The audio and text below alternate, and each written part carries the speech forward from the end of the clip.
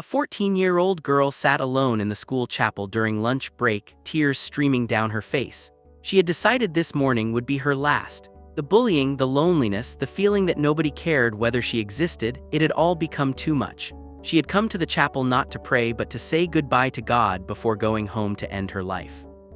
Then she heard footsteps. She looked up, annoyed that someone was interrupting her final moments of peace. A teenage boy stood in the doorway. He wore jeans and a casual shirt. He looked maybe 15 or 16 with kind eyes and a gentle smile. "Please don't," he said quietly. "Your life matters more than you know. God has plans for you, beautiful plans." Before the girl could respond, he continued, "I know it hurts right now. I know you feel alone, but you're not alone. You're never alone. And this pain you're feeling, it won't last forever. Please give God a chance. Give yourself a chance." The girl stared at him. How did this stranger know what she was planning? Who was he? Then he said something that would save her life and change everything. "I'm Carlo, and I promise you, if you choose to stay, if you choose to live, you'll discover that your life has more purpose than you can imagine right now." Before she could ask anything else, he was gone. Simply gone. The girl ran to the chapel door and looked down the hallway. Empty. No one was there. No one could have walked away that quickly. If this story already has your heart racing, hit that like button right now. Share this video with everyone you know, especially young people who are struggling. And subscribe immediately, because what happened next proves that heaven is actively working in our world today.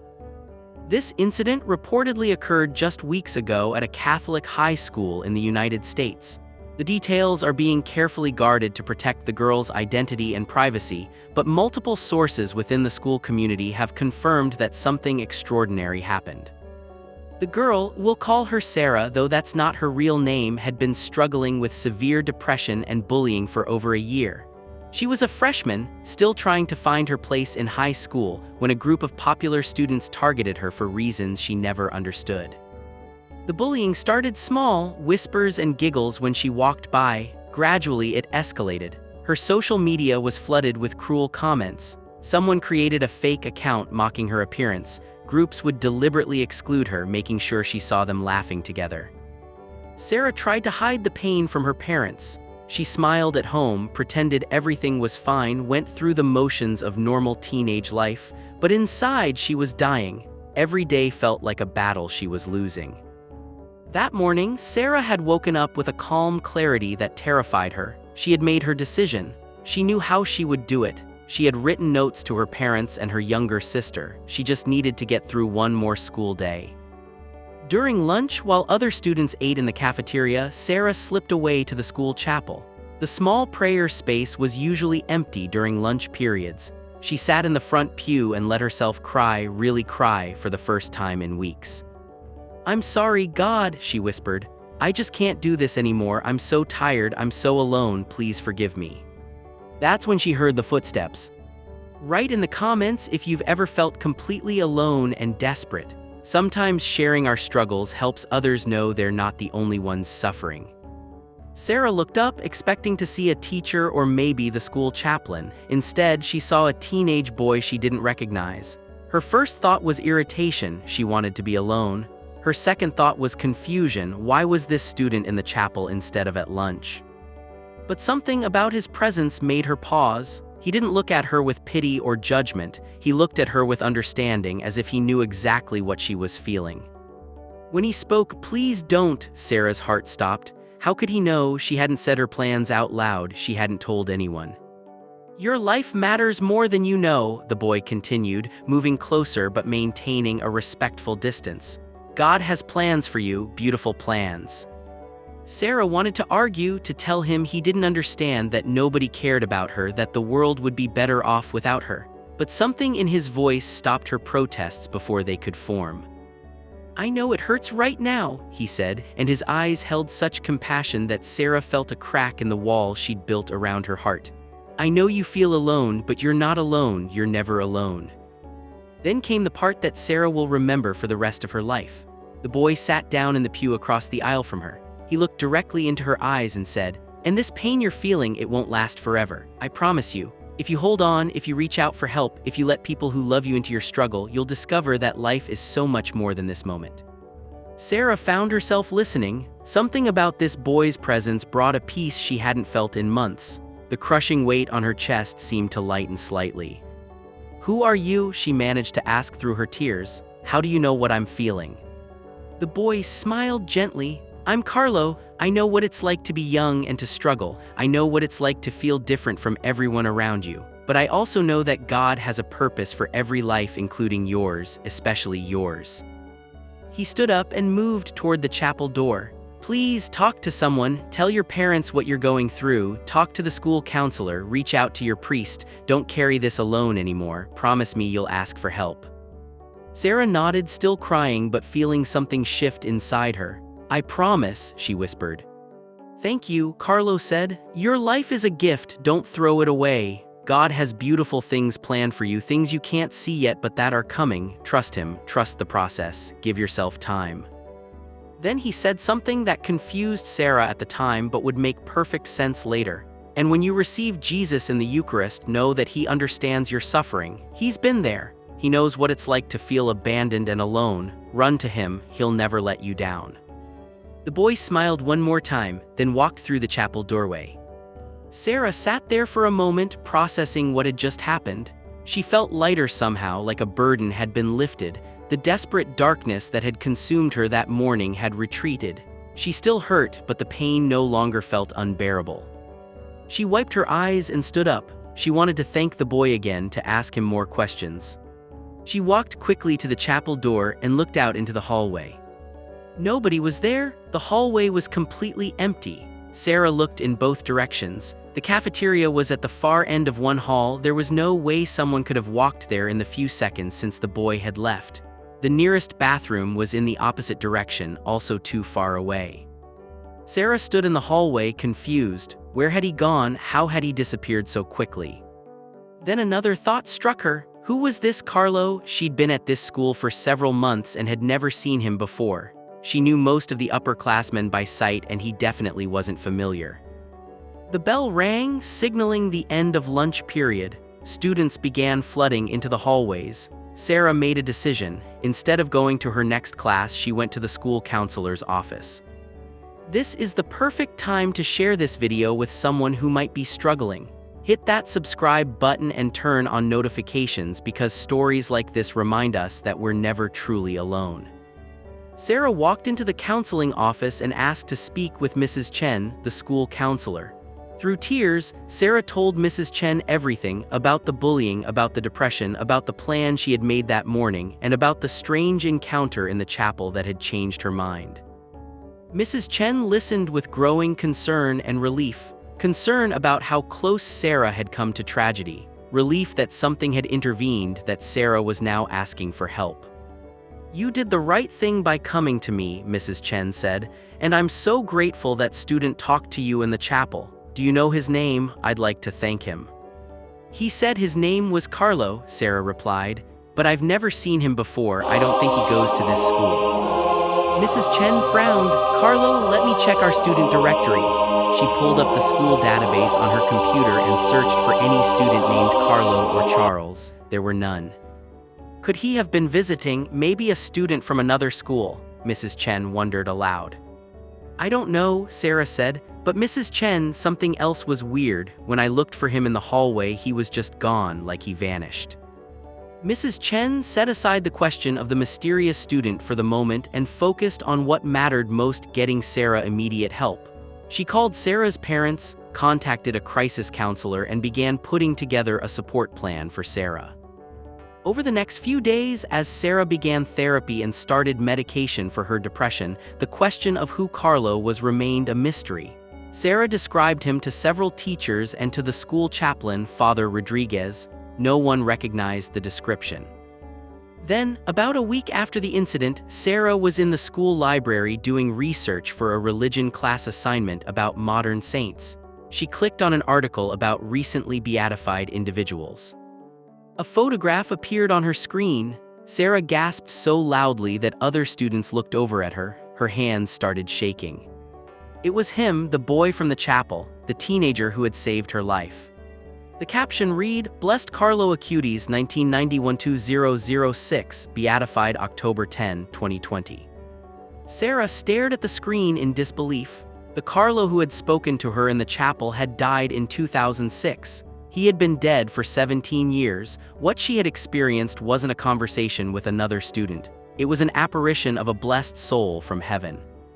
Sarah immediately went to find Father Rodriguez. She showed him the article and the photograph. "This is him," she said, her voice shaking. "This is Carlo, the one who talked to me in the chapel."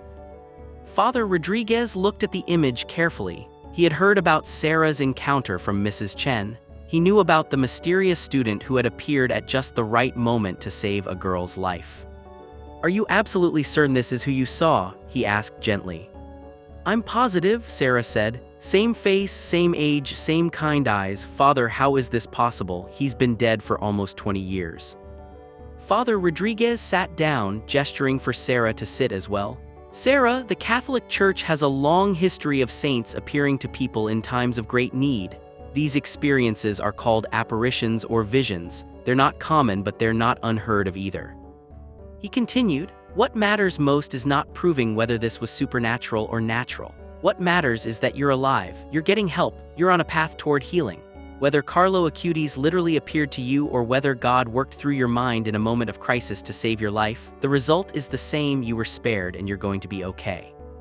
But Father Rodriguez was moved by Sarah's account. The details were too specific, too consistent with Carlo's actual spirituality.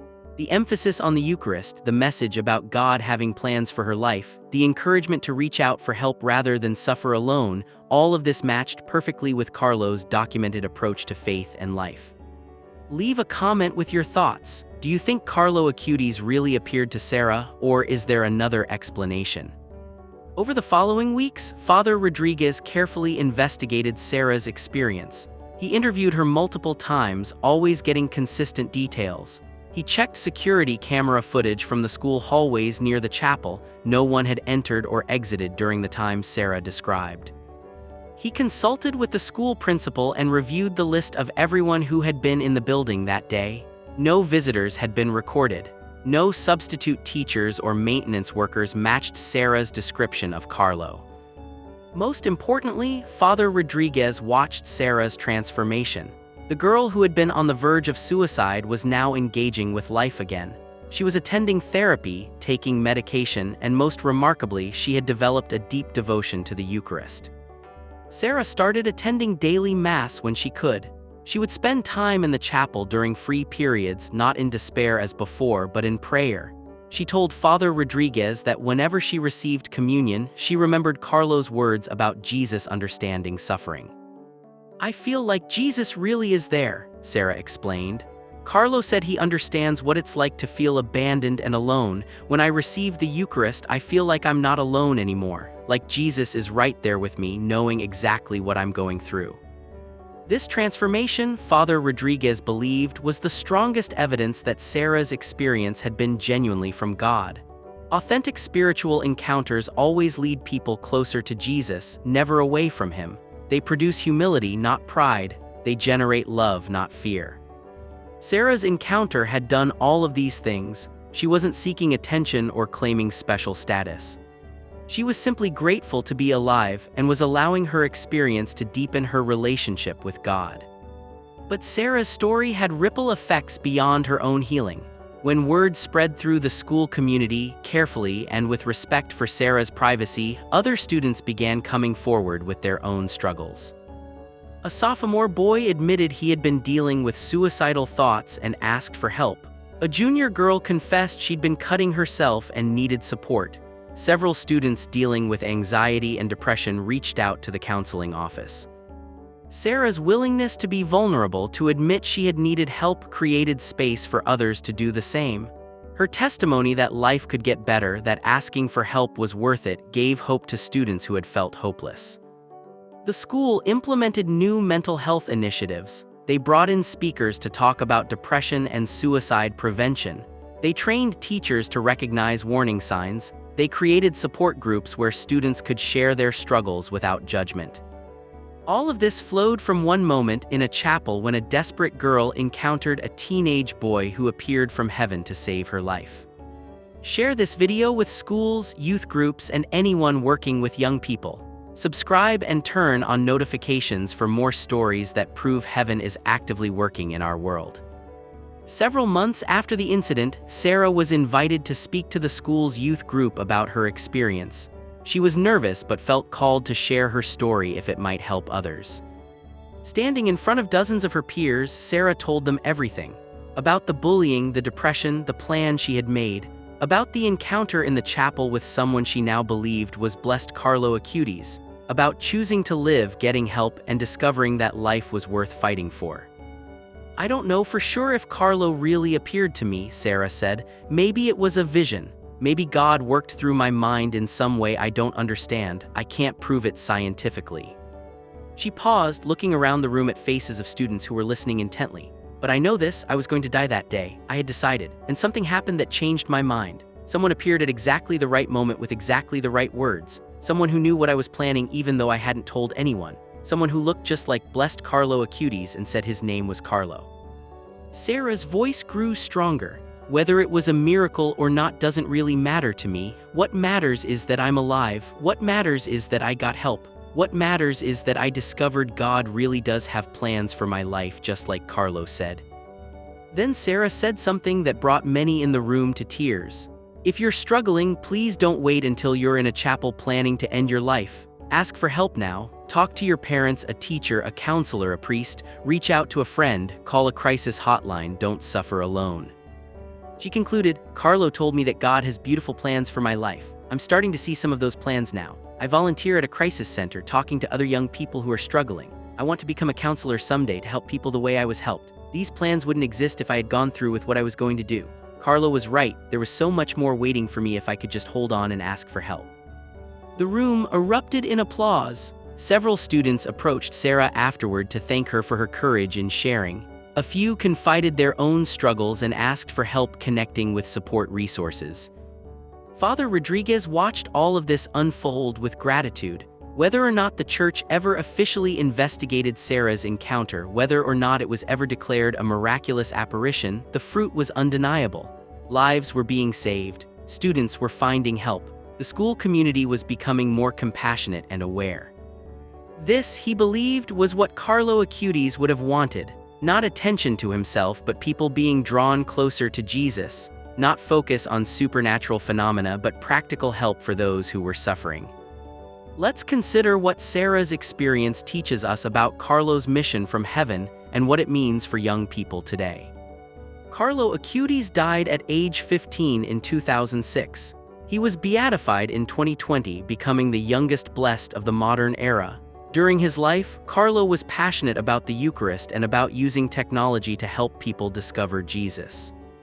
If Carlo appeared to Sarah and the evidence is compelling, his message was perfectly consistent with his earthly spirituality. He emphasized the Eucharist as a source of strength.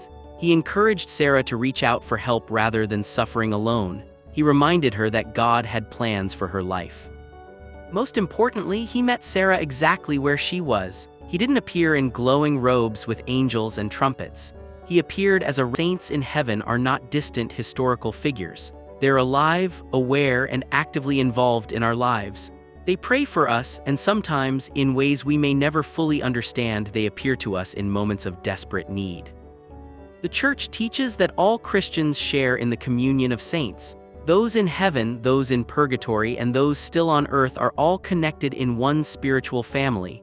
Death doesn't separate us. The saints continue to care about us, to intercede for us, to help us on our journey toward God. Carlo's reported appearance to Sarah is a vivid illustration of this doctrine. A teenage girl in crisis cried out to God in a chapel. A teenage blessed in heaven responded, appearing at exactly the right moment to save her life. Whether this was a miraculous apparition in the traditional sense or whether God worked through Sarah's mind and heart in some other mysterious way, the result was the same: a life saved, a soul turned toward God, a mission of healing that continues to spread.